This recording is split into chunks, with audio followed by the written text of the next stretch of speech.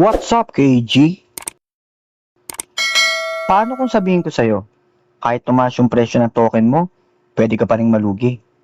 Oo, green yung chart, pero unti-unti kang kinakain. Hindi ng market, kundi ng sistema mismo. Ang tawag doon, token dilution. At karamihan, hindi nila to pinapansin. Pag-usapan natin, let's go! Alam mo, karamihan sa crypto, simple lang ang mindset. Pag tumaas ang presyo, panalo ako. Gets ko yun. Logical yun eh. Pero dito pumapasok yung problema. Hindi lahat ng pagtaas, tunay na kumikita ka. Minsan, ilusyon lang talaga siya. Ganito lang yan. Imagine mo may pizza ka. 10 yung slices. Ikaw may hawak ka na 2 slice. So may 20% ka.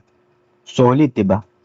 Pero biglang sinabi ng project, guys, pagdadagdag pa tayo ng pizza, ginawa na lang 20 slices in total.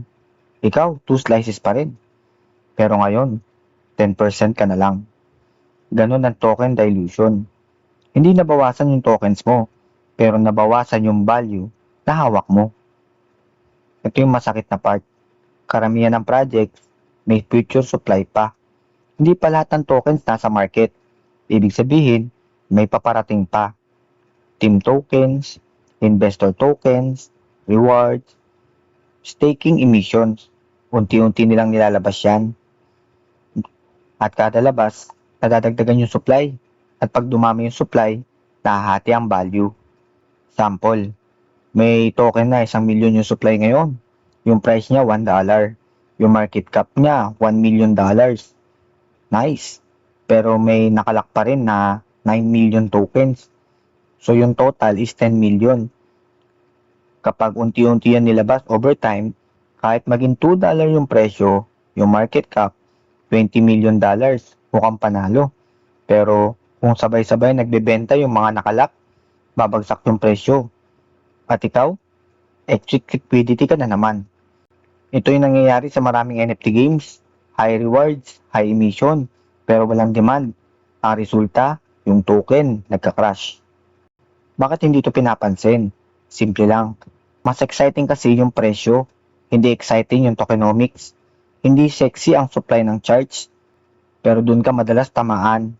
Real talk, maraming projects ngayon, umaasa lang sa dilution. Parang ganito, magbigay tayo ng rewards para pumasok yung tao, tapos ibenta natin yung token sa kanila. Kung ganun yung model, hindi yan sustainable. Ponzi dynamics yan. Hindi agad halata, pero over time, lahat talo. Ano ang strength and weaknesses ng mga token emission? Ang strength nito, nakaka-attract ng bagong users, may rewards ecosystem, good for early growth. Ang weakness nito, unsustainable kung walang demand, constant sell pressure, slow bleed, hindi big crash, kundi gradual death ng isang token. Ito hindi sinasabi sa'yo, mas delikado ang slow dilution kaysa sa big crash. Bakit? Kasi hindi mo napapansin. Akala mo okay lang hanggang sa ubos ka na. Ang tunay na metric, hindi price, hindi supply, kundi supply versus demand growth. Kung mas mabilis ang supply kaysa sa demand, automatic, bababa yan long term. Ngayon, ang tanong ko sa'yo, yung hawak mong token ngayon, sure ka bang hindi ka dinidilute? O baka slowly, kinakain ka na. Hindi mo lang napapansin. Re-recommend ako bang mag-invest sa mga ganito? Depende. Kung control yung emission, may real use case, may demand, okay lang. Pero kung puro rewards lang, walang gumagamit, puro hype, layuan mo. Sa crypto, hindi sapat na tama ka sa presyo. Kailangan tama ka rin sa timing at tama ka sa system. Kasi kahit tama ka sa chart, kung mali yung tokenomics, talo ka pa rin. So next time na may nakita kang token na tumataas, huwag ka agad matuwa. Tingnan mo muna, baka ikaw na pala yung inuubos. Game on!